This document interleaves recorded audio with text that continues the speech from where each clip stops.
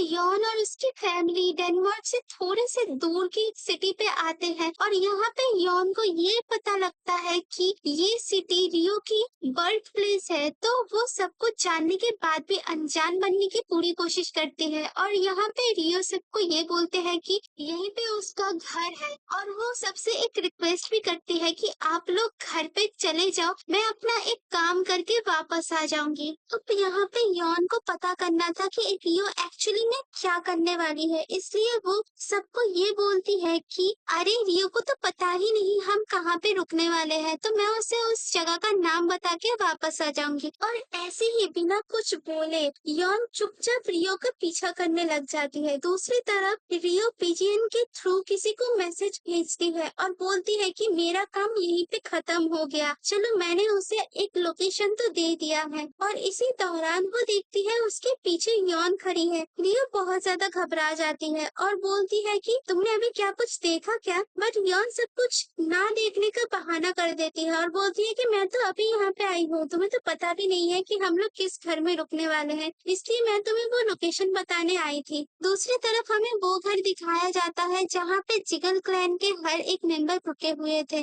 But यहाँ पे Yon जगी हुई थी क्योंकि उसको जानना था कि रियो कहाँ जा रही है। तो वो बिना कुछ बोले रियो का पीछा करने लग जाती है। डिवाइन बीस्ट भी बोलते हैं कि तुम अकेली बिल्कुल नहीं जाओगी, मैं भी तुम्हारे साथ जाऊंगा। तो यॉन और डिवाइन बीस्ट एक साथ रियो का पीछा करने लग जाते हैं, जहाँ पे डिवाइन बीस्ट को ऐसा लगता है कि उसे कुछ स्ट्रेंज चीजें फील हो रही है और यॉन को भी ऐसा लग रहा था कि वो कभी इस जगह पे आई नहीं है, बट ये जगह उसको कहीं जानी पहचानी सी लग रही है। डिवाइन बीस्ट को ये बात तो यकीन नहीं हो रहा था, बट यॉन उसको ये बोलती है कि अगर हम ये टर्न दे तो एक घर आएगा। और यॉन की बात सच भी होती है, वहाँ पे सच में एक घर था। इस बात से डिवाइन भी शॉक हो जाता है, तो वो पूछ लेते हैं यॉन से कि क्या छुपा रही हो, बताओ हमें। यॉन यहाँ पे बहुत ज्यादा डरी हुई थी और उसके दिमाग में कुछ फ्लैशबैक आ रहे थे जो कि उसके चाइल्डहुड से रिलेटेड था। डिवाइन बेस्ट उसे ये सजेस्ट करते हैं कि उसे वापस चले जाना चाहिए, रियो का पीछा वो फिर कभी कर लेगी। और जैसे ही वो वापस घर जाने लगती है, यॉन का हाथ पीछे से कोई खींचता है और उसे एक कॉर्नर पे जाके खड़ा कर देते हैं। ये इंसान कोई और नहीं था,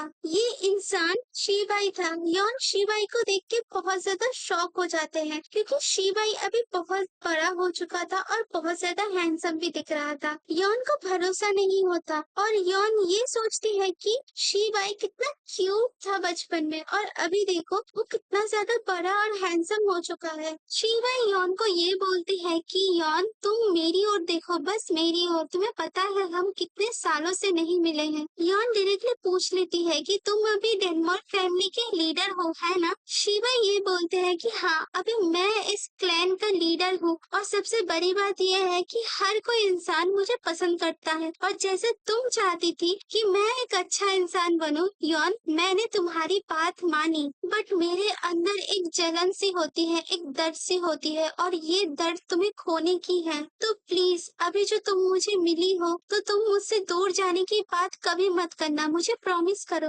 मैं तुम्हारे बिना बहुत ज्यादा अकेला पड़ गया था यॉन, अब से प्लीज मुझे छोड़ के कहीं मत जाना। अब यॉन और शिबाई दोनों एक जगह पे बैठते हैं और एक दूसरे से बातें करते हैं, जहाँ पे यॉन ये चीज को कंफर्म करती है कि उस टाइम शिबाई के पापा उसे मारने की कोशिश कर रहे थे और यॉन के पास ताकत भी नहीं थी कि वो शिबाई के पास खड़ा हो सके, इसलिए वो ताकतवर बनने के लिए जिगन क्लैन को ज्वाइन कर लेती है। और यहाँ पे शिबाई भी यही कंफर्म करते हैं कि उसे भी यॉन को प्रोटेक्ट करना था, इसलिए वो भी ताकतवर बनने के लिए डेनमार्क क्लैन के लीडर बन जाते हैं। सब बात क्लियर होने के बाद इन दोनों को पता चल गया था कि ये दोनों एक दूसरे की हिफाजत करने के लिए ही अलग हुए थे। और यहीं पे शिवा ये बोलते हैं कि वो रियो को जानते हैं क्योंकि एक दिन वो रियो से मिले थे माउंटेन पे जब उसके ऊपर भालू ने अटैक कर दिया था। वो रियो को बचाए, बट रियो उसके पीछे हाथ धो के पड़ गए कि उसे भी मार्शल आर्ट सीखना है। तो शिवाई ने उसे बहुत अच्छे से ट्रेनिंग दी।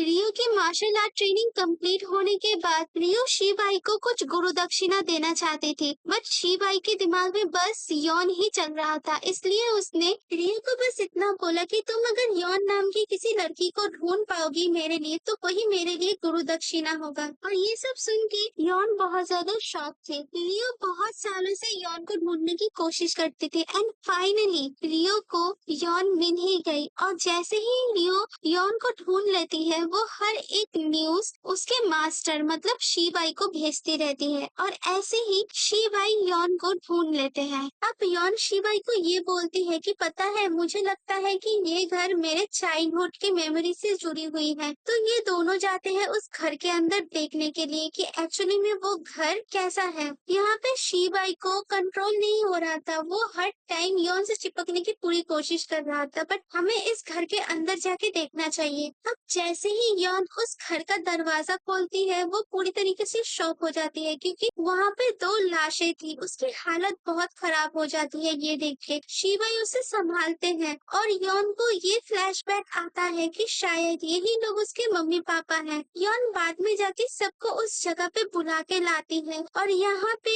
शीबाई भी था, बट जिगल क्लैन का जो हेड मेंबर था वो पसंद नहीं कर रहा था कि शीबाई यहाँ पे क्यों है। बट शीबाई ये बोलते हैं कि रियो मेरी स्टूडेंट है और मेरे कहने के मुताबिक रियो बस यॉन को ढूंढ रही थी और जैसे ही यॉन मुझे मिली, अब मैं यॉन के पास ही रहूंगा। ये सुन के यॉन के ग्रैंडफादर बहुत ज्यादा गुस्सा करते हैं और बोलते हैं कि तुम अपने हद में रहो, ठीक है, यॉन अभी कहीं पे भी नहीं जाएगी। बट शीबाई फिर से उसके साथ चिपक जाते हैं और बोलते हैं कि ऐसा थोड़ी होने वाला है। अब सभी लोग उस घर के अंदर जाते हैं और उस लाश को देखते हैं, जहाँ पे सब लोगों का नजर एक बॉडी के ऊपर जाती है जो कि अपने हाथ में एक बहुत ही महंगा ब्रेसलेट पहनी हुई थी। ये देख के उस जिगल क्लैन का जो हेड मेंबर है वो रोने लग जाता है और बोलते हैं कि ये कंगन तो मैंने अपनी बेटी को दिया था जब वो अपने हस्बैंड के साथ कहीं दूसरी जगह रहने के लिए ठान ली थी। और इन सब स्टोरी के पीछे का रिजल्ट बस एक ही था, यॉन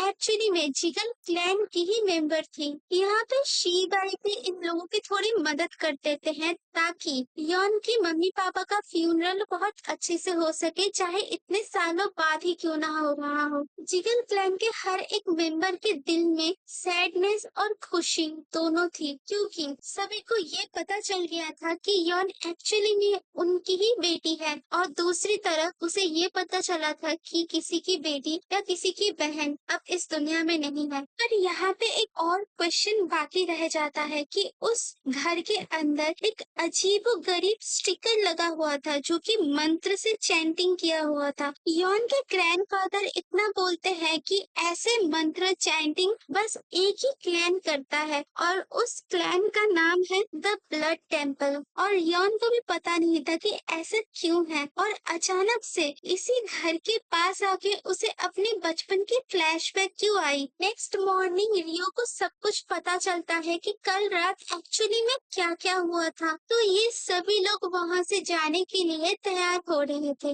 रियो यॉन से माफी मांगती है कि वो छुप छुपा के उसकी सारी इंफॉर्मेशन शीबाई को दे रहे थे। इसी दौरान शीबाई वहाँ पे आ जाते हैं और रियो बहुत ही अजीब तरीके से रिएक्ट करती है, बट यॉन यहाँ पे सब कुछ क्लियर करती है कि उसे सब कुछ पहले से ही पता है। ये सुन के रियो की हालत और ज्यादा बिगड़ जाती है और रियो तुरंत यॉन से माफी मांगती है कि मुझे माफ कर दो, मैंने तुम्हारी पीठ पीछे इतना सब कुछ किया जबकि तुमने मेरा बहुत अच्छे से ध्यान रखा था और सब गलती इस शीबाई की है, इसने मुझे ये सब करने पे मजबूर किया है। यहाँ पे एक चीज यॉन नोटिस करती है कि रियो और शीबाई का जो रिलेशन है वो सच में कुछ अलग है, बट रोमांटिक रिलेशन तो नहीं है। अब इसी टाइम जिगल क्लैन 2 हिस्सों में बट जाते हैं, जहाँ पे जिगल क्लैन के हेड और बाकी के मेंबर उनके बच्चों की फ्यूनरल की तैयारी करेंगे और शीबाई, यॉन, रियो और यॉन के बड़े भाई सभी लोग डेनमार्क क्लैन पे जाएंगे, जहाँ पे यॉन की शादी के बारे में बात होगी। यहाँ पे यॉन उसके ग्रैंडफादर को बस ये बोलते हैं कि अगर आपको किसी भी चीज की जरूरत हुई आप मुझे बस इन्फॉर्म कर देना। यॉन के ग्रैंडफादर बहुत ज्यादा हैप्पी थे कि फाइनली उसे कंफर्मेशन मिल चुकी है कि यॉन ही उसकी ग्रैंड डॉटर है।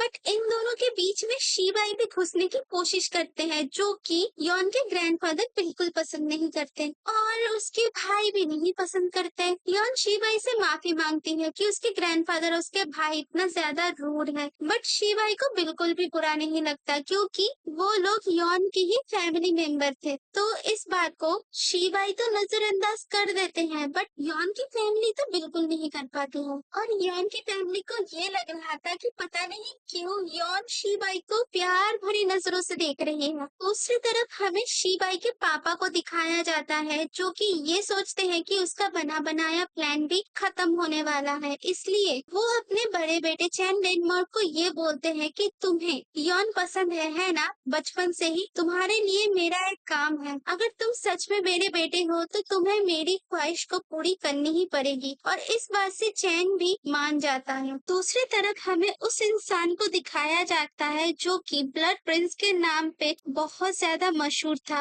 और इन लोगों के क्लैन का बस एक ही काम था, असैसिनेट। ये लोग बिना किसी की जान की परवाह किए उसको मारने का ठान लेते हैं तो मार के ही रहते हैं। अब इस टाइम वो जिसको मार रहे थे वो उसी क्लैन का हेड मेंबर था। उसको मारने के बाद द ब्लड प्रिंस नाम का ये बंदा उस क्लैन का हेड बन जाता है। क्लैन का हेड बनने के बाद उसे खुशी महसूस तो नहीं हो रही थी क्योंकि उसके दिमाग में बस ये चल रहा था कि वर्बल कमांड करने वाली जो लड़की है उसे उसके साथ होना चाहिए। दूसरी तरफ यॉन और शीबाई डेनमार्क रेजिस्टेंट पे आ जाते हैं और यहाँ पे शीबाई के पापा हर किसी को वेलकम करते हैं। शीबाई के पापा चैन को बोलते हैं कि तुम जाके यॉन को अपना रूम दिखाओ, बट शीबाई इस चीज को मना कर देते हैं और यॉन शीबाई को शांत करवा के बस इतना बोलती है कि शीबाई कोई बात नहीं, मेरा दोस्त ही है ना, तो तुम चिंता मत करो उतना। यॉन की इस बात पे शीबाई मान जाते हैं और एक हल्का सा वार्निंग वो अपने बड़े भाई को देते हैं। अब यॉन ये नोटिस करती है कि जैसे उसने अपनी स्टोरी में लिखा हुआ था कि चैन डेनमार्क बड़ा होने के बाद